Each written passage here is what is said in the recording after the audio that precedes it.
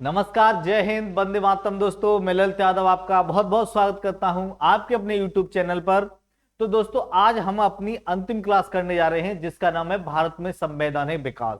भारत में संवैधानिक विकास की हमने 4 क्लासें कर ली हैं।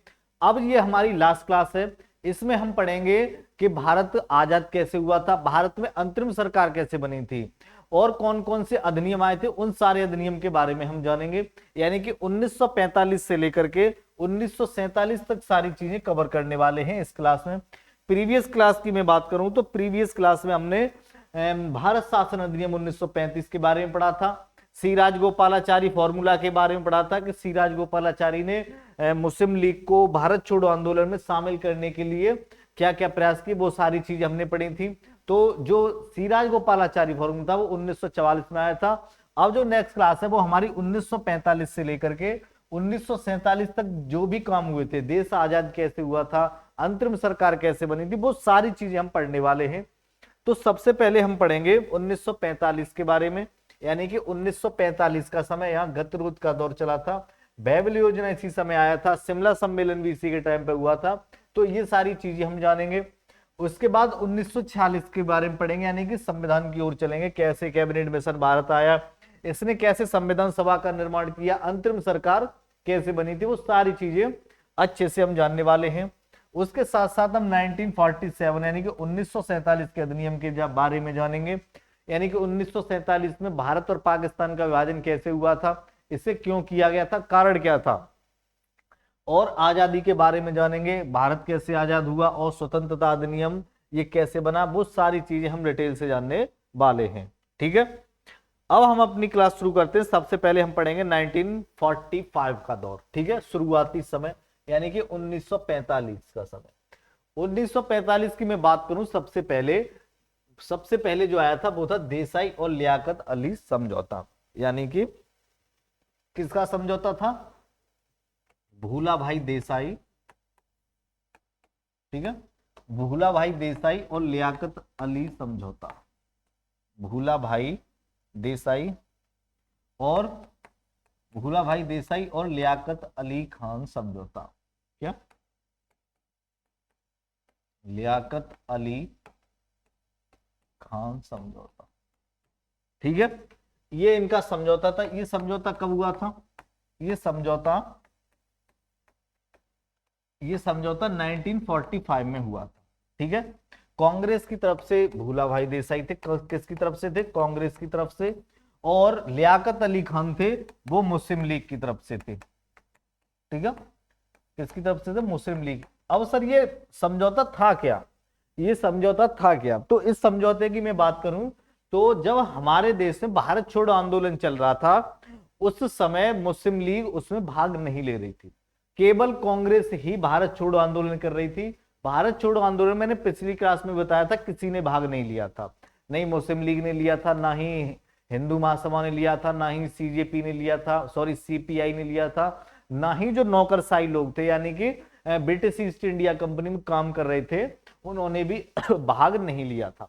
ठीक है, तो फिर इन लोगों को जोड़ने के लिए यानी कि मुस्लिम लीग को भारत छोड़ो आंदोलन में शामिल करने के लिए तरह तरह के प्रयास करे गए, तरह तरह की योजना लाई गई, तरह तरह के फॉर्मूले लाए गए। इससे पहले सी राजगोपालाचारी भी फॉर्मूला लाए थे। उन्होंने क्या कहा था, उन्होंने कहा था आप भारत छोड़ो आंदोलन में शामिल हो जाओ और वोटिंग करेंगे हम अपने देश में कि नया देश बनना चाहिए या नहीं। अगर लोग कहते हैं देश बनना चाहिए तो हम पाकिस्तान एक अलग देश आपके लिए बना देंगे, लेकिन इस पर मुस्लिम लीग ने मना कर दिया।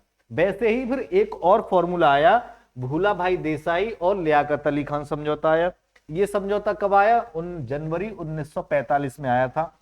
इसमें क्या बात कही गई थी, इसमें यह बात कही गई थी कांग्रेस और मुस्लिम लीग के लिए हम 50-50 सीटें प्रस्तावित करेंगे। यानी कि देश में हमेशा के लिए मुस्लिम लीग पार्टी और कांग्रेस पार्टी के लिए 50-50 सीटें रिजर्व रहेंगी, चाहे वो वायसराय की केंद्र कार्यालय हो, चाहे संविधान निर्माण हो, चाहे इलेक्शंस होने हो। यानी कि हम 50-50 सीटें रिजर्व करेंगे। लेकिन मुस्लिम लीग ने इस पर मना कर दिया और उसकी एक ही डिमांड थी, पाकिस्तान, यानी कि पाकिस्तान हमें नया देश बना के दो। तो मुस्लिम लीग ने इसको भी असफल कर दिया, यानी मुस्लिम लीग ने मना कर दी तो ये क्या हो गया, असफल हो गया। ठीक है, यानी उसने ये कहा कि हम आंदोलन में शामिल नहीं होंगे, बात कही थी देसाई ने शामिल हो जाओ, बट इन्होंने मना कर दी। ठीक है, तो लियाकत अली और देसाई जी का फॉर्मूला जो समझौता था वो कब आया था, 1945 में आया था, और ये असफल रहा था। इसमें 50-50% सीटों की बात हुई थी, लेकिन मुस्लिम लीग ने मना कर दी। ठीक है, उसके बाद आया बेबिल योजना, बेबिल प्लान। बेबिल प्लान कब आया था, 14 जून 1945 में बेबिल प्लान आया था। इस समय जो वायसराय थे उनका नाम था बेबिल। क्या नाम था, 1945 में जो भारत के वायसराय थे उनका नाम था बेबिल। तो क्या हुआ था कि जब भारत छोड़ो आंदोलन चल रहा था, भारत छोड़ो आंदोलन 1942 में शुरू हुआ था और वो लगातार चल रहा था, 1946 तक चला था, जब तक भारत के लिए संविधान सभा का निर्माण नहीं किया था। उस तक जब अंतरिम सरकार बनी तब तक ये चलता रहा था। ठीक है, और उधर ब्रिटिश थे, वो द्वितीय विश्व युद्ध भी लड़ रहे थे, क्या दूसरा विश्व युद्ध भी लड़ रहे थे, तो ये काफी परेशान थे, काफी कमजोर हो चुके थे। तो ये जब कमजोर हो रहे तो इनकी भारत से जड़ें उखड़ रही थी। क्या है, भारत से इनकी जड़ें उखड़ रही थी, भारत से ये भगने वाले थे। ये इनका जो प्रशासन का काम था, इनका जो भारत पर कब्जा कर रखा था, वो काफी कमजोर हो गया था। तो अब इन्हें लगा कि हम तो भारत से उखड़ने वाले हैं, तो क्यों ना भारत को कुछ प्रलोभन दिया जाए, भारत के लोगों को प्रलोभन दिया जाए, जिससे हमारी जड़ें यहाँ पर जमी रहे, हम यहाँ से भाग न पाए, मतलब हमारा शासन उखड़ न पाए। तो उस अपने शासन को बचाने के लिए बेबिल योजना लेके आए। बेबिल योजना ये 1945 में लेकर के आए। मैं तो डर गया यार, मैं तो डर ही गया। ठीक है, 1945 में ये आया था। तो इसने कुछ शर्तें भारतीयों के लिए रखी जिससे भारतीयों को आकर्षित किया जाए और अपना साम्राज्य बचा लिया जाए, और इन्हें द्वितीय विश्व युद्ध में भी शामिल कर लिया। लेकिन इनका जो इंटेंशन था, जो इरादा था, वो था भारत पर शासन करना। इन्हें ये लगा कि अब हमारा शासन हाथ से गया, तो इन्होंने कुछ प्रलोभन दिए। क्या क्या प्रलोभन दिए, इन्होंने कहा केंद्र में नई कार्यकारिणी का गठन करेंगे और उस कार्यकारिणी में भारतीयों को शामिल करेंगे। और क्या क्या कहा, वायसराय और सैन्य प्रमुख के अलावा सभी सदस्य भारतीय होंगे। यानी कि वायसराय होगा वो तो ब्रिटिश ही होगा, सेना का जो हेड होगा वो तो ब्रिटिश ही होगा, उसके अलावा जो भी व्यक्ति परिषद में या कार्यकारिणी में होंगे वो भारतीय होंगे। ठीक है, और इन्होंने क्या कहा, इन्होंने ये कहा कि हिंदू मुस्लिम दोनों को सदस्य, यानी कि कार्यकारिणी में जो सदस्य होंगे वो हिंदू मुस्लिम दोनों को बराबर करेंगे हम। ठीक है,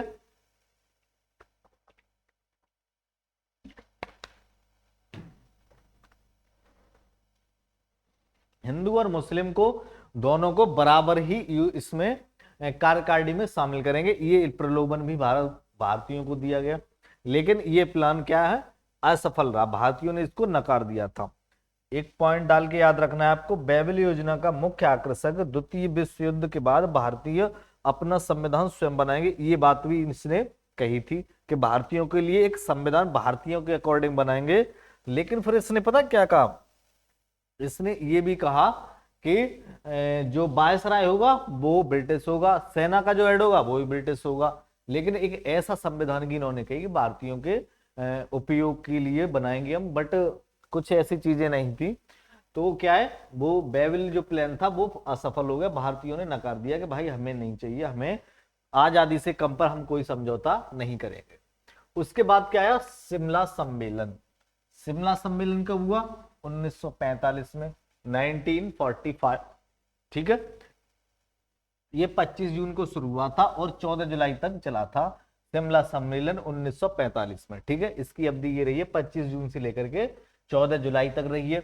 इसका आयोजन था, यह बेबिल योजना पर चर्चा के लिए बुलाया गया एक सर्वदलीय सम्मेलन था। यानी कि जो बेबिल प्लान आया था उसके लिए कांग्रेस ने और मुस्लिम लीग, कांग्रेस के नेतृत्व में हुआ था, और मुस्लिम लीग की, यानी मुस्लिम लीग के कार्यकारिणी के सदस्य भी थे, मुस्लिम लीग के भी सदस्य थे, उन दोनों के बीच में वार्तालाप हुआ था। ठीक है, तो कांग्रेस का नेतृत्व था इसमें, कांग्रेस की तरफ से मौलाना अबुल कलाम आजाद गए थे, मौलाना अबुल कलाम आजाद गए थे। ये उस समय कांग्रेस के अध्यक्ष थे। ठीक है, ये उस समय कांग्रेस के अध्यक्ष थे। इसका निष्कर्ष क्या निकला, यानी कि ये असफल रहा था। असफल रहा था। इसमें क्या क्या बातें कही गई थी? इसमें मुस्लिम लीग की मांग थी कि वायसराय की कार्यकारिणी में सभी मुस्लिम सदस्यों की नियुक्ति केवल मुस्लिम लीग के लोग ही करेंगे, यानी कि मुस्लिम ही करेंगे। यानी कि जो बाबेल प्लान था, उस प्लान पर वार्तालाप करने के लिए शिमला सम्मेलन हुआ। उस सम्मेलन में कांग्रेस और मुस्लिम लीग दोनों के ही सदस्य थे। तो जो बात उसने पहले कही थी, किसने? बाबेल ने, कि कार्यकारिणी में हिंदू मुस्लिम दोनों बराबर होंगे। तो इसमें फिर क्या क्या मुस्लिम लीग ने क्या कहा कि ठीक है, हम इस चीज को मान रहे हैं, मानने के लिए तैयार हैं, लेकिन हमारे जो लोग होंगे, यानी जो मुस्लिम लोग होंगे, उन्हें मुस्लिम ही लोग इलेक्ट करेंगे, कोई और नहीं करेगा। मतलब हम ही इसमें नियुक्ति करेंगे, मुस्लिम लोगों की जो नियुक्ति होगी वो मुस्लिम लोग ही करेंगे।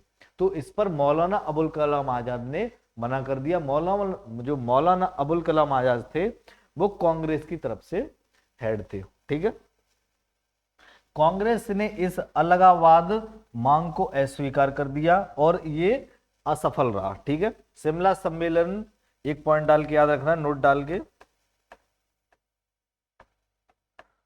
शिमला सम्मेलन में ही जिन्ना की हट धर्मता ने भारत विभाजन के बीज बो दिए थे। यानी कि इस सम्मेलन में वो धर्म की बातें करने लगा था जिन्ना। यानी उसने ये कहा कि जो मुस्लिम शामिल होंगे कार्यकारिणी में, उन्हें मुस्लिम ही लोग चुनेंगे, हम ही लोग चुनेंगे।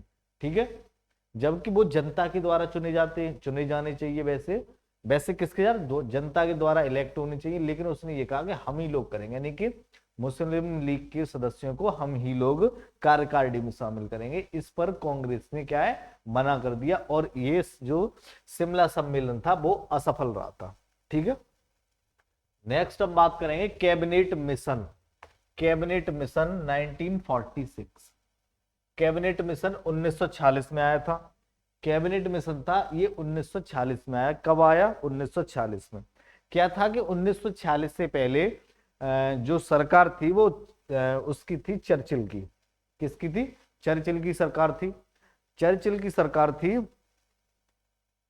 चर्चिल की थी ना, हाँ जिसकी भी हो। तो जब इलेक्शंस हुए, इलेक्शंस के बाद क्लीमेंट एटली की सरकार बनी 1946 में। किसकी बनी? क्लीमेंट एटली की सरकार बनी। कहां पर? ब्रिटेन में। तो क्लीमेंट एटली सरकार ने, क्लीमेंट ने ब्रिटिश संसद में ये कहा कि हम भारत को आजाद करेंगे। ये बहुत अच्छी बात कही थी इस बंदे ने, और ये बंदा चुनाव भी इसीलिए जीता था। इसने पहले ही घोषणा कर दी थी कि अगर मैं प्रधानमंत्री बनता हूं तो भारत को मैं आजाद करूंगा। किसने? क्लीमेंट एटली ने। तो क्लीमेंट एटली एक कैबिनेट मिशन लेके आए। उस मिशन का उद्देश्य था भारत में संविधान का निर्माण करना। क्या था? भारत में संविधान का निर्माण करना। तो ये कब आया था कैबिनेट मिशन? 14 मार्च 1946 को ब्रिटिश संसद में क्लीमेंट एटली ने घोषणा की, और 24 मार्च 1946 को ये मिशन भारत में आ गया था। इसमें एक हेड था, क्या था? एक अध्यक्ष था। ठीक है, अध्यक्ष कौन था? कैबिनेट मिशन का अध्यक्ष था लॉर्ड पैथिक लॉरेंस। ये भारत का सचिव भी था उस समय। सचिव कहां बैठ के काम करता था? लंदन में बैठ करके काम करता था। पहले उसे जो सैलरी मिलती थी वो भारतीय राजस्व से मिलती थी, लेकिन बाद में सचिव की जो सैलरी थी वो ब्रिटिश राजस्व से मिलने लगी थी। ठीक है, ये कौन था? पैथिक लॉरेंस सचिव था उस समय भारत का, और ये दो उपाध्यक्ष थे। तो कौन थे? उपाध्यक्ष थे। ठीक है, उपाध्यक्ष थे। कौन कौन से थे? एक था स्टैफोर्ड क्रिप्स, व्यापार बोर्ड का ये अध्यक्ष था, और एक था एबी अलेक्जेंडर जो नौसेना का मंत्री था। ठीक है, इन दोनों को क्या उपाध्यक्ष बनाया गया, पैथिक लॉरेंस को अध्यक्ष बनाया गया कैबिनेट मिशन योजना का। कैबिनेट मिशन योजना का अध्यक्ष कौन था? ये सवाल कई बार पूछा गया, ये क्वेश्चन कई बार पूछा गया है, उपाध्यक्ष ही पूछे गए हैं। ठीक है, एक पॉइंट फिर नोट डाल के लिखना है, मिशन का मुख्य उद्देश्य क्या था? भारत में संविधान का निर्माण करना या गठन करना। ठीक है, 16 मई 1946 को यह योजना प्रस्तुत की गई। कब प्रस्तुत की गई? 16 मई 1946 को। ठीक है, क्या है? यानी कि इस कैबिनेट मिशन का उद्देश्य क्या था? भारत में एक संविधान का निर्माण करना, भारतीयों के लिए एक संविधान बनाना, क्योंकि भारत को आजाद करने की इन्होंने बात कही थी। तो इन्होंने किया था, देश को आजाद करने से पहले उनके लिए एक संविधान सभा का हम निर्माण करेंगे। ठीक है, क्योंकि उस समय इतने साधन नहीं थे जो भारतीय खुद जुटा सके, संविधान वगैरह बना सके। तो क्लीमेंट एटली ने इस बात को कहा था। ठीक है, फिर अंतरिम सरकार बनाई। क्लीमेंट एटली ने घोषणा की कि भारत में एक अंतरिम सरकार का निर्माण किया जाए। अंतरिम सरकार मतलब बिना वोट की जो सरकार बनती है, यानी कि शुरुआती समय में किसी का तख्ता पलट हो जाता है या कोई एक फर्स्ट टाइम सरकार बनती है, तो इतना टाइम नहीं था या इतने साधन नहीं थे कि इलेक्शंस पूरे देश में कराए जाएं। तो पहली बार क्या अंतरिम सरकार बनी, यानी एंटरिम गवर्नमेंट बनी 1946 में। ठीक है, कब बनी? 1946 में अंतरिम सरकार का गठन किया गया। तो अंतरिम सरकार का जो गठन किया गया था, वो उस समय अध्यक्ष कौन थे? अध्यक्ष जो देश का बना था उस समय प्रधानमंत्री मान लो, एक तरह से प्रधानमंत्री मान लो, यानी पूरे देश का ही अध्यक्ष बना था। उसका नाम क्या था? उसका नाम था वो वायसराय था, बैबल बना था। ठीक है, जो वायसराय था उसे ही भारत का अध्यक्ष बना दिया गया, जिसका नाम था बैबल, लॉर्ड बैबल। ठीक है, और एक उसमें उपाध्यक्ष बनाया गया। उपाध्यक्ष कौन बने? जवाहरलाल नेहरू जी बने 1946 में। जब अंतरिम सरकार बनी तो उसके उपाध्यक्ष जवाहरलाल नेहरू जी बने थे। ठीक है, 1 अगस्त 1946 की हम बात करें तो लॉर्ड बैबल के द्वारा कांग्रेस अध्यक्ष को सरकार बनाने का निमंत्रण दिया गया। ठीक है, यानी कि 1946 में मैं बात कर रहा हूं आपसे, 1946 की शुरुआती टाइम की। ठीक है, यानी कि अंतरिम सरकार रही। अंतरिम सरकार के बाद में यहां पर क्या एक और अंतरिम सरकार बनाने का निमंत्रण दिया, आमंत्रण दिया। ठीक है, नहीं ये फर्स्ट ही है, ये फर्स्ट ही है, 1946 वाली है। 1946 यानी कि अंतरिम सरकार थी वो 2 बार बनी थी। जो पहली बार बनी थी वो 1946 में बनी थी।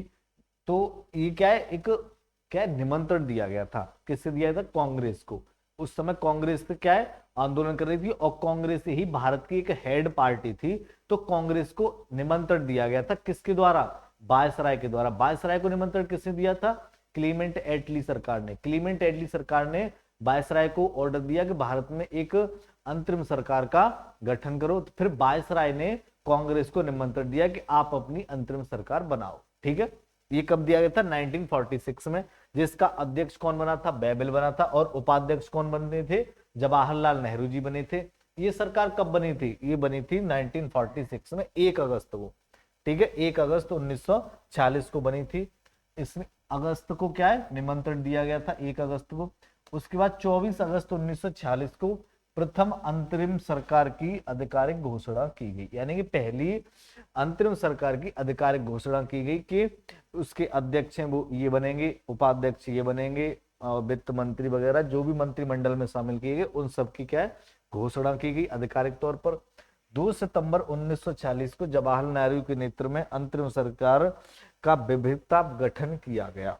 ठीक है, क्या है, 24 अगस्त को अंतरिम सरकार की आधिकारिक घोषणा कर दी कि सरकार बन रही है। और ये भी यहाँ घोषणा हो जाती, पहले से नाम खुले जाते हैं कि अध्यक्ष ये, उपाध्यक्ष ये, बाद में जैसे शपथ ली जाती तब सरकार काम करती है।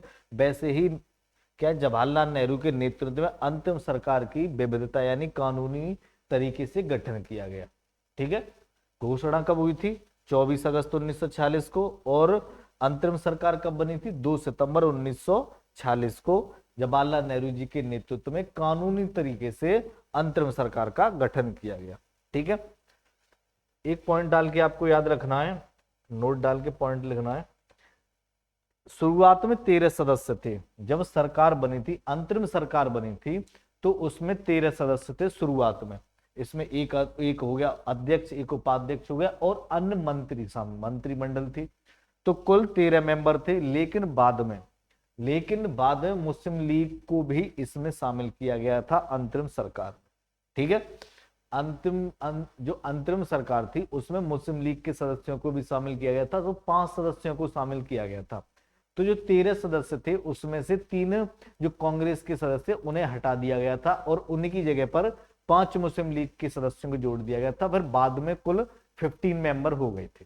ठीक है, कितने मेंबर हो गए थे? 15 मेंबर हो गए थे अंतरिम सरकार में। जो पहली अंतरिम सरकार थी उसमें कुल कितने मेंबर थे? 15 मेंबर थे। मुस्लिम लीग के कितने थे? 5 मेंबर थे। कांग्रेस के कितने थे? 10 मेंबर थे, ठीक है। वैसे 9 ही मान लो, एक तो ये वायसराय था, ठीक है। ये पॉइंट याद रखना, शुरुआत में 13 सदस्य थे, बाद में 3 सदस्यों को हटा दिया गया। कांग्रेस के 3 सदस्य हटाए गए थे, वो कौन कौन से थे? सैयद अली को हटाया गया, शरद चंद्र बोस जी को हटाया गया, सफात अहमद खां को हटाया गया, और उसके बाद में इन तीनों को हटा करके 5 अन्य मुस्लिम लीग के सदस्यों को ऐड कर दिया गया, और कुल 15 मेंबर सरकार में हो गए थे, ठीक है। नाम आपके सामने है। प्रमुख मंत्रिमंडलों की अगर हम बात करें तो जवाहरलाल नेहरू कौन थे? उपाध्यक्ष थे, और विदेशी मंत्रालय की जिम्मेदारी या विदेश मंत्रालय भी इन्हीं को दिया गया था, ठीक है। उसके बाद वल्लभ भाई पटेल जी थे जो गृह मंत्री बने थे। उसके बाद बलदेव सिंह थे जो पहले रक्षा मंत्री बने। सी राजगोपालाचारी जिन्हें एजुकेशन मिनिस्टर बनाया गया, ये पहली अंतरिम सरकार की बात कर रहा हूं मैं। फिर डॉक्टर राजेंद्र प्रसाद थे, इन्हें कृषि मंत्री बनाया गया और खाद्य प्रसंस्करण मंत्री बनाया गया। CH भाभा जी को कार्य खनन तथा बंदरगाह मंत्री बनाया गया।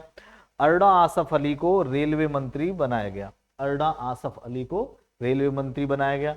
उसके अलावा मुस्लिम लीग के सदस्यों की बात करें तो लियाकत अली खान थे, जिन्हें पहली अंतरिम सरकार में शामिल किया गया। ये इन्हें कौन सा मंत्रालय मिला था? वित्त मंत्रालय मिला था, ठीक है। फिर मुस्लिम लीग के एक और सदस्य बने जिनका नाम था आई चुंदरीगर, जो वाणिज्य मंत्री बने थे, यानी कॉमर्शियल मिनिस्टर बने थे। फिर एक और मुस्लिम लीग के व्यक्ति थे, यानी कुल 5 थे, उनमें से एक और थे जिनका नाम था अब्दुल रव निस्तार, इन्हें कम्युनिकेशन मिनिस्टर बनाया गया। और चौथे मुस्लिम लीग के थे जोगिंदर नाथ मंडल, जो कि कानून मंत्री बने थे। 5 में थे गजानफर अली खान, जो कि हेल्थ मिनिस्टर बने थे, यानी कि स्वास्थ्य मंत्री जिन्हें बनाया गया था। तो 5 सदस्य थे वो मुस्लिम लीग के थे, और जो 10 सदस्य थे वो किसके थे? कांग्रेस के थे, ठीक है। ये 1946 में पहली अंतरिम सरकार बनी थी, और इसके जो अध्यक्ष थे उनका क्या नाम था? बेविल था, जो कि वायसराय था, ठीक है। फिर भारत में माउंटबेटन योजना आई। 1946 के बारे में पढ़ लिया। 1946 में क्या क्या काम हुए थे? एटली ने घोषणा की थी संसद में कि हम भारत को आजाद करेंगे। एटली की सरकार 1946 में बनी। एटली ने भारत में क्या वायसराय को एक निमंत्रण भेजा कि भारत में एक अंतरिम सरकार बननी चाहिए। तो भारत में फिर एक अंतरिम सरकार बनी, जिसका अध्यक्ष कौन था? वायसराय था। उपाध्यक्ष कौन थे? जवाहरलाल नेहरू थे। तो फिर उसमें बाद में शुरुआत में तो मुस्लिम लीग को शामिल नहीं किया गया था, लेकिन बाद में मुस्लिम लीग को शामिल कर लिया गया था, ठीक है। और फर्स्ट टाइम इसको क्या है, कांग्रेस को निमंत्रण दिया गया था सरकार बनाने का। कब दिया गया था? 1 अगस्त 1946 को कांग्रेस को निमंत्रण दिया गया था कि आप अपनी सरकार बना लीजिए। 24 अगस्त 1946 को इसकी घोषणा की गई सरकार, यानी कि अंतिम सरकार की घोषणा करी गई आधिकारिक तौर पर कि सरकार बनने वाली है। और 2 सितंबर को नेतृत्व में सरकार बनकर के तैयार हुई थी अंतरिम सरकार। किसके नेतृत्व में? जवाहरलाल नेहरू के नेतृत्व में बनकर तैयार हुई थी। शुरुआत में इसमें 13 सदस्य थे, 13 के 13 सदस्य वो कांग्रेसी थे। फिर बाद में 3 कांग्रेसियों को निकाल करके 5 मुस्लिम लीग के सदस्यों को शामिल कर दिया गया, ठीक है। फिर कुल बाद में कितने हो गए? 15 मेंबर्स हो गए थे, ठीक है। अब हम पढ़ेंगे माउंटबेटन योजना। माउंटबेटन योजना थी वो 1947 में आई थी, 1947 में आई थी। इसमें क्या क्या काम हुए थे वो सारी चीजें डिटेल से हम पढ़ेंगे इसमें। 20 फरवरी 1947, कब? 20 फरवरी 1947 को ब्रिटिश पीएम एटली की घोषणा की गई। एटली ने क्या है घोषणा की? इन्होंने कहा कि 30 जून 1947 तक ब्रिटिश शासन भारत में समाप्त हो जाएगा। किसने की? एटली। क्लीमेंट एटली नाम के प्रधानमंत्री हुए थे। उन्होंने ये घोषणा की कि 30 जून 1947 तक ब्रिटिश सरकार का शासन भारत में समाप्त हो जाएगा, ठीक है। उसके बाद क्या हुआ? 3 जून 1947 को क्या हुआ? वायसराय लॉर्ड माउंटबेटन ने विभाजन की योजना पेश की, ठीक है। क्या हुआ? विभाजन की योजना पेश की। अब यहां पर बहुत एक मैटर पड़ा है बड़ा, यानी कि प्रॉब्लम क्रिएट हुई देश के सामने। क्या प्रॉब्लम क्रिएट हुई? ये प्रॉब्लम क्रिएट हुई कि जब क्लीमेंट एटली ने घोषणा की कि भारत 30 जून तक आजाद हो जाएगा, तो भारत आजाद हो जाएगा, ये बात जब मुस्लिम लीग को पता चली तो उनमें क्या है कि बहुत ज्यादा एकदम नाराजगी आई, और भारत ये चीज सुन के ये हताश हुए कि भारत तो आजाद हो गया, हम तो पाकिस्तान की अलग मांग कर रहे थे, अब भारत आजाद हो गया और भारत में अंतरिम सरकार भी बन गई, तो अब तो भारत आजाद हो गया, सारी पावर्स कांग्रेस के पास जाने वाली है, और हम देश की अलग मांग कर रहे हैं, हम पाकिस्तान की अलग मांग कर रहे हैं, तो फिर देश कैसे बनेगा। तो ये बहुत बड़ी एक उनके सामने समस्या खड़ी हुई।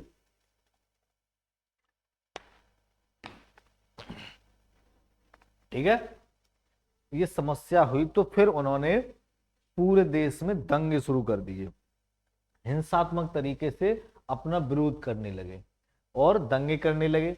तो फिर बाद में क्या क्या काम हुए वो सब पढ़ेंगे हम। क्या है, उन्होंने क्या है, दंगे शुरू कर दिए। ये बात जैसे ही सुनी कि भारत आजाद होने वाला है, वैसे ही क्या है, दंगे शुरू कर दिए। और क्या क्या काम हुए, यानी कि एक्सपेक्टेंस ऑफ फ्लो, यानी कि 14 जून 1947 को जेबी कृपलानी की अध्यक्षता में एआईसीसी की बैठक दिल्ली में हुई। प्रस्ताव क्या हुआ, यानी कि प्रस्ताव में प्रस्तुत ये किया गया, गोविंद बल्लभ पंत प्रस्ताव पास किया था गोविंद बल्लभ पंत ने, यानी कि अध्यक्षता हुई थी। इस अध्यक्षता में जो प्रस्ताव था वो गोविंद बल्लभ पंत जी के द्वारा पेश किया गया था। इसमें क्या समर्थन की हम बात करें तो मौलाना अब्दुल कलाम आजाद, सरदार पटेल, जवाहरलाल नेहरू ने इन सब की जो माउंटबेटन योजना था इसका क्या विरोध किया, लेकिन गांधी जी ने बाद में स्वीकार किया। यानी कि माउंटबेटन में हुआ क्या था, माउंटबेटन में घोषणा की गई देश को आजाद करने की, लेकिन फिर देश के हालात बिगड़े, किसने बिगाड़ दिया, मुस्लिम लीग ने, दंगे करने लगी और जगह जगह क्या अपना विरोध करने लगी। जब ये चीजें बहुत बड़े पैमाने पर होने लगी तो माउंटबेटन जो वायसराय था उसने ये चीज ब्रिटेन में जाके बताई। ब्रिटिश संसद ने फिर एक कानून पास किया, यानी कि इसे माउंटबेटन योजना कहते हैं। माउंटबेटन योजना में ब्रिटेन के संसद में एक कानून पास हुआ जिसमें भारत और पाकिस्तान के विभाजन की बात कही गई, यानी भारत और पाकिस्तान के विभाजन का काम किया गया। तो जब ये प्रस्ताव जब आया, क्या ये प्रस्ताव जब आया तो भारतीयों ने इसका विरोध किया। विरोध किस किस ने किया था, विरोध किया था, विरोध किस किस ने किया था, मौलाना अबुल कलाम, ये विरोध होगा यहाँ पर, समर्थन नहीं होगा। ठीक है, किस किसने विरोध किया, मौलाना अबुल कलाम आजाद हो गए, सरदार पटेल हो गए, जवाहरलाल नेहरू हो गए, एक तरह से पूरी कांग्रेस ने इसका विरोध किया था। गांधी जी ने भी विरोध किया था, क्या गांधी जी ने भी विरोध किया था, लेकिन बाद में जब दंगे बहुत ज्यादा हो रहे थे, बहुत ज्यादा प्रॉब्लम क्रिएट हो रही थी, तो इसे गांधी जी ने मजबूरन इसको समर्थन दिया। गांधी जी ने मजबूरन इसको समर्थन दिया। समर्थन इसलिए दिया कि आज तो ठीक है, आप जबरदस्ती काम करा सकते हैं, हो सकता है ये फिर डेली इस क्या है दंगे करें, 2 साल बाद करें, 4 साल बाद करें, 20 साल बाद, 50 साल, क्या है कि फिर प्रॉब्लम ही क्रिएट होंगी, दंगे होंगे देश में, देश तरक्की नहीं कर पाएगा, हर बकर लड़ाई झगड़े होंगे। तो ये सारी चीजें सोच करके गांधी जी ने इसका समर्थन किया। फिर बाद में जवाहरलाल नेहरू, सरदार पटेल, मौलाना अबुल कलाम आजाद, यानी बहुत से लोग थे, यानी पूरी कांग्रेस थी, उन सबको गांधी जी ने क्या है समझाया, और इन्होंने भी बाद में भारत विभाजन का समर्थन किया। ठीक है, तो जो विभाजन था भारत का वो कब हुआ था, 3 जून को हुआ था। तो इस 3 जून को हम मनबाटन योजना या बाल्कन योजना के नाम से भी जानते हैं। ठीक है, क्या है, 3 जून को हम मनवाटन योजना और क्या है 3 जून योजना के नाम से भी जानते हैं। किसको, माउंटबेटन योजना को 3 जून योजना या मनवाटन योजना तथा बाल्कन प्लान के नाम से भी हम जानते हैं। ठीक है, और क्या क्या काम हुए, माउंटबेटन योजना का विरोध, इन प्रमुख नेताओं ने भारत विभाजन के प्रस्ताव के खिलाफ मतदान किया था। कौन कौन थे, खान बहादुर गफ्फार खां खान बहादुर गफ्फार खां, चौथराम गिडवानी और डॉक्टर सैफुद्दीन किचलू, रुस्तम दास टंडन और मौलाना हफीकुर रहमान, इन लोगों ने विरोध किया था। ठीक है, और समर्थन फिर बाद समर्थन किया तो विरोध तो सबने ही किया था, गांधी जी ने भी किया था, जवाहरलाल नेहरू ने भी किया था, वल्लभ भाई पटेल ने भी किया था, सबने किया था, लेकिन उन लोगों ने बाद में इसे स्वीकार कर लिया था विभाजन को। और इन लोगों ने जब मतदान हो रहे थे तो उसका विरोध किया था, और जब वोटिंग हो रही थी तो उसके ऑपोजिट वोटिंग की थी। किस किसने?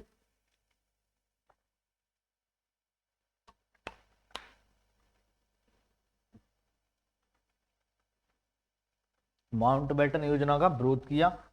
किसने किसने किया? खान अब्दुल गफ्फार खान, चौथराम गिडवानी, डॉक्टर सैफुद्दीन किजलू, रुस्तम दास टंडन और मौलाना शफीकुजुर रहमान।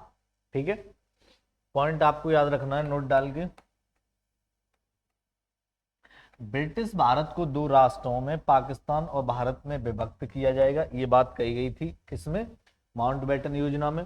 और क्या क्या कहा गया था? देसी रियासतों को उनकी इच्छा पर छोड़ दिया जाएगा, यानी कि जो देसी रियासतें राजा महाराजा अपना शासन कर रहे हैं, वो अपनी इच्छा अनुसार पाकिस्तान में जाए पाकिस्तान में जा सकते हैं, भारत में रहें तो भारत में रह सकते हैं, ये बात कही गई थी। और भारत पाकिस्तान का विभाजन कर दिया गया था। विभाजन के समय ये लोग इसके विभाजन के ऑपोजिट थे, और भी लोग, ये भी कांग्रेस वाले भी ऑपोजिट थे, लेकिन बाद में इन्होंने देश के भविष्य को देखते हुए, इन्होंने समर्थन दिया था कि मजबूरी में भारत और पाकिस्तान का विभाजन किया गया। ठीक है, भारत स्वतंत्रता अधिनियम 1947 क्या था? अब अधिनियम लाया गया, यानी कि वो माउंटबेटन था जो 1947 में आया, फिर अधिनियम आया। अधिनियम क्या होता है? उसमें नियम कानून वगैरह बनते हैं, तो वो सारी चीजें इसमें बताई गई हैं। किसमें? भारत स्वतंत्रता अधिनियम। इसमें क्या क्या काम हुए थे? इसमें हुआ था कि ब्रिटिश संसद द्वारा भारत शासन, जो भारत स्वतंत्रता अधिनियम था वो पारित किया गया था। कब किया गया था? 15 अगस्त 1947 को। 15 अगस्त 19 जो पारित था वो 1947 में किया गया था, और इसमें ये कहा गया था 15 अगस्त 1947 को दो डोमिनियन राज्य पाकिस्तान और भारत स्थापित किए जाएंगे।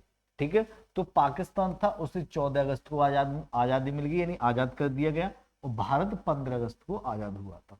ठीक है, पाकिस्तान कब हुआ था? 14 अगस्त को आजाद हुआ था, और भारत था वो 15 अगस्त को आजाद हुआ था। ये किसमें कही? भारतीय स्वतंत्रता अधिनियम 1947 में ये काम किए गए थे। क्या काम किए गए थे? ब्रिटिश संसद ने 3 जून योजना यानी मनवाटन योजना के तहत भारत और पाकिस्तान को दो भागों में विभक्त कर दिया। तो ये पाकिस्तान था उसे 14 अगस्त को आजाद कर दिया, और जो भारत था उसे 15 अगस्त को आजाद किया, यानी कि दो डोमिनियन स्टेट बनाए। तो भारत की हम बात करें तो भारत का जो गवर्नर था, यानी गवर्नर जनरल, यानी कि जिसे वायसराय भी बोलते थे, कंफ्यूज मत होना वायसराय और गवर्नर जनरल में, वो कौन था? लॉर्ड माउंटबेटन था। और जो प्रधानमंत्री बने उनका नाम था जवाहरलाल नेहरू। यानी कि जब देश का विभाजन हुआ तो वहां पर सरकारें बनी। देश का जब विभाजन हुआ उसके बाद देश में सरकारें बनी, तो जो सरकार बनी वो प्रॉपर सरकारें बनी, जैसे आज की सरकारें होती हैं वैसे ही सरकार बनी। तो जब सरकार बनी तो उस समय जो प्रधानमंत्री थे उनका नाम क्या था? जवाहरलाल नेहरू, जवाहरलाल नेहरू। पाकिस्तान की मैं बात करूं तो पाकिस्तान के जो गवर्नर जनरल बने थे, वायसराय बने थे, वो मोहम्मद अली जिन्ना बने थे। ठीक है, कौन बने थे? मोहम्मद अली जिन्ना बने थे। और प्रधानमंत्री कौन थे उस समय? प्रधानमंत्री थे लियाकत अली खान। ठीक है, प्रधानमंत्री कौन थे? लियाकत अली खान इसके प्रधानमंत्री बने थे भारतीय स्वतंत्रता अधिनियम के। ठीक है, उसके बाद एक पॉइंट और नोट डाल के याद रखना है नीचे। क्या पॉइंट है? दोनों देशों के लिए अलग अलग संविधान सभा का निर्माण किया गया। भारत शासन अधिनियम यानी कि जो कैबिनेट मिशन योजना आया था उसके तहत दोनों देशों के लिए संविधान सभा का निर्माण किया गया। ठीक है, और क्या कहा गया? जब तक नया संविधान नहीं बनता विधानमंडल 1935 के एक्ट के तहत कार्य करेगी। ठीक है, यानी कि जब स्वतंत्रता अधिनियम 1947 पारित हुआ तो उसमें दोनों देशों के लिए प्रधानमंत्री और वायसराय का गठन किया गया, एक सरकार का गठन किया गया, और ये कहा गया कि जब तक देश के लिए संविधान का निर्माण नहीं हो जाता है, यानी कि हमारा जो संविधान था वो 1950 में बना था और देश था वो 1947 में आजाद हो गया था, तो 1947 से लेकर के 1950 तक जब तक हमारा संविधान नहीं बना था तब तक ये कहा गया कि 1935 का एक्ट है, 1935 का भारत शासन अधिनियम जो हमने पढ़ा था उसमें जो एक्ट है, रूल नियम कानून है, उसके तहत दोनों देश काम करेंगे। ठीक है, उसके तहत सरकार चलेगी। 1935 एक्ट के तहत सरकार चलेगी जब तक देश अपना अपना संविधान नहीं बना लेते हैं। ठीक है, ठीक है। अब हम नेक्स्ट की बात करें तो स्वतंत्र भारत का मंत्रिमंडल जो कि 1947 में अंतरिम सरकार बनी थी। एक अंतरिम सरकार बनी थी 1946 में, अब जो दूसरी अंतिम सरकार बनी थी वो बनी थी 1947 में। पहली 46 में, दूसरी 47 में बनी थी। ठीक है, तो इसमें जो प्रधानमंत्री थे उनका क्या नाम था? जवाहरलाल नेहरू प्रधानमंत्री जी बनाए गए और विदेश मंत्री भी बनाए गए। ठीक है, पहले प्रधानमंत्री और पहले विदेश मंत्री कौन थे? जवाहरलाल नेहरू जी थे।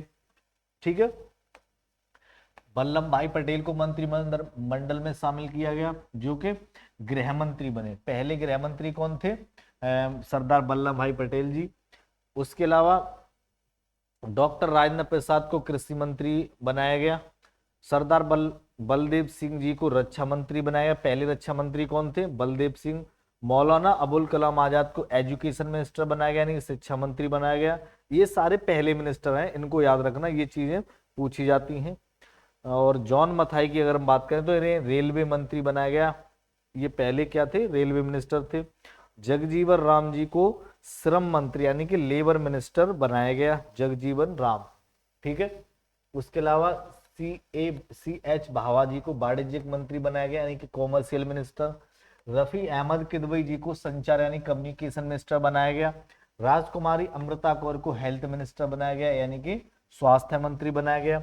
आर के षणमुखम चैटी को वित्त मंत्री यानी फाइनेंस मिनिस्टर बनाया गया। षणमुखम चैटी यानी कि पहले वित्त मंत्री थे ये। उसके बाद डॉक्टर श्यामा प्रसाद मुखर्जी को उद्योग तथा आपूर्ति मंत्री बनाया गया।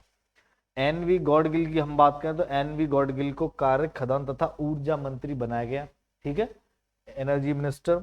Doctor B R Ambedkar, Bhimrao Ambedkar की बात करें तो इन्हें लॉ मिनिस्टर यानी कि कानून मंत्री बनाया गया। ठीक है, लॉ मिनिस्टर किससे बनाया गया? डॉक्टर भीमराव अंबेडकर जी को लॉ मिनिस्टर बनाया गया। ठीक है, फिर क्या है? मंत्रिमंडल में कुछ बदलाव किए गए, यानी कि जो 1946 में थे वो 1947 में नहीं थे, और जो 1947 में थे वो 1946 में नहीं थे। जैसे लियाकत अली खान थे, लियाकत अली खान को 1946 वाली अंतरिम सरकार में वित्त मंत्री बनाया गया था, उसकी जगह पर हमने आर के षणमुखम चैटी जी को शामिल किया। जोगेंद्र नाथ मंडल कौन थे? मुस्लिम लीग के थे, इन्हें क्या है? ये कानून मंत्री बने थे, लेकिन बाद में हमने डॉक्टर भीमराव अंबेडकर जी को कानून मंत्री बनाया। सी राजगोपालाचारी की हम बात करें तो उस समय सी राजगोपालाचारी थे, वो एजुकेशन मिनिस्टर बने थे, लेकिन बाद में हमने क्या हुआ? मौलाना अबुल कलाम आजाद को बनाया एजुकेशन मिनिस्टर। अरुणा आसफ अली कौन थे? मुस्लिम लीग के थे, इन्हें हमने रेल मंत्री बनाया था। बाद में जो रेल मंत्री थे वो जॉन मथाई जी बने थे। फिर जॉन मथाई 1950 में वित्त मंत्री बने थे, जब दूसरी बार इलेक्शन जब हुआ था, इलेक्शन के बाद सरकार बनी तब ये वित्त मंत्री बने। उसके बाद गजानफर अली, ये मुस्लिम लीग के थे। गजानफर अली की बात करें तो ये मुस्लिम लीग के थे, इन्हें स्वास्थ्य मंत्री बनाया गया था। फिर बाद में स्वास्थ्य मंत्री हमने राजकुमारी अमृता कौर जी को बनाया था। ठीक है, एक पॉइंट आपको फिर याद रखना है, 1946 में वित्त मंत्री, कानून मंत्री, स्वास्थ्य जैसे मंत्रालय मुस्लिम लीग के पास थे। फिर इन्हें 1947 में भारतीयों को बनाया गया, यानी भारतीय मंत्री बनाए गए। ठीक है, ठीक है। नेक्स्ट की हम बात करेंगे क्या? क्विक रिवीजन, यानी कि आपको रिवीजन याद रखना है। यानी कि कैबिनेट मिशन के समय ब्रिटेन के प्रधानमंत्री क्लीमेंट एटली थे। ठीक है, अंतरिम सरकार में कांग्रेस का नेतृत्व किसने किया था? जवाहरलाल नेहरू ने किया था। शिमला सम्मेलन कांग्रेस के प्रतिनिधि कौन थे? मौलाना अबुल कलाम आजाद थे। माउंटबेटन योजना की हम बात करें तो माउंटबेटन योजना का जो विभाजन हुआ था वो गोविंद बल्लभ पंत जी थे उसके हेड। विभाजन के विरुद्ध में सबसे प्रखर आवाज खान अब्दुल गफ्फार खान जी ने उठाई थी। यानी कि भारत और पाकिस्तान का जो विभाजन हुआ था, जिसे हम 3 अगस्त के नाम से भी जानते हैं और मनवाटन योजना के नाम से भी जानते हैं, तो इसका सबसे ज्यादा विरोध था वो खान अब्दुल गफ्फार खान जी ने किया था। स्वतंत्र भारत के पहले जो रक्षा मंत्री थे उनका नाम था सरदार बलदेव सिंह। सरदार बलदेव सिंह भारत के कौन थे? पहले रक्षा मंत्री थे। ठीक है, ये सारी चीजें आपको याद रखनी है। आपके सामने 2 क्वेश्चन हैं, वो दोनों क्वेश्चन के जवाब देने, जवाब ऑलरेडी मिले हुए हैं। यानी कि 1946 में गठित अंतरिम सरकार में वित्त मंत्री कौन थे? 1946 वाली जो बनी थी उसमें वित्त मंत्री कौन थे? लियाकत अली खान। माउंटबेटन योजना ही 3 जून माउंटबेटन योजना का विरोध करते हुए किसने विभाजन के खिलाफ मतदान किया था?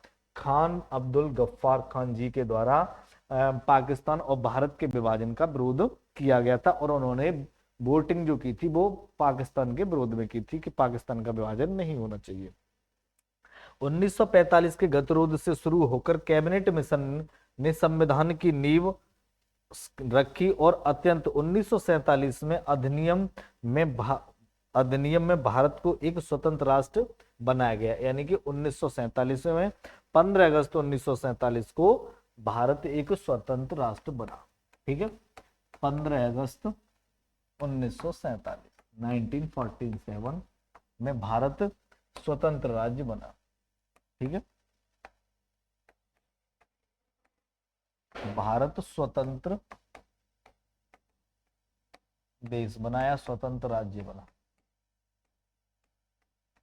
ठीक है, क्लीमेंट एटली प्रधानमंत्री थे, उनका इस चीज में काफी योगदान रहा।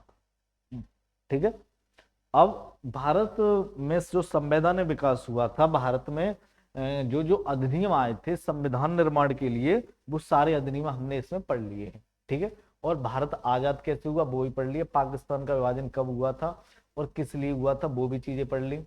हमने क्या है, सरकार पढ़ ली। हमने क्या है, संविधान सभा का गठन किसके द्वारा हुआ था? माउंटबेटन योजना के तहत, वो भी हमने पढ़ ली।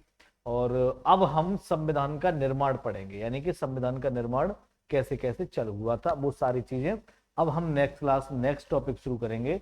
भारत में संविधान का निर्माण पढ़ लिया है, अब हम भारत में क्या है, भारत में संविधान निर्माण कैसे हुआ था वो सारी चीजें पढ़ेंगे। यानी कि भारत का जो संविधान था 1947 से लेकर के 1950 तक बना था, वो सारी चीजें हम डिटेल से पढ़ेंगे। नेक्स्ट टॉपिक हमारा शुरू होगा कल, वो सारी क्लासें देखने को मिलेंगी आपको।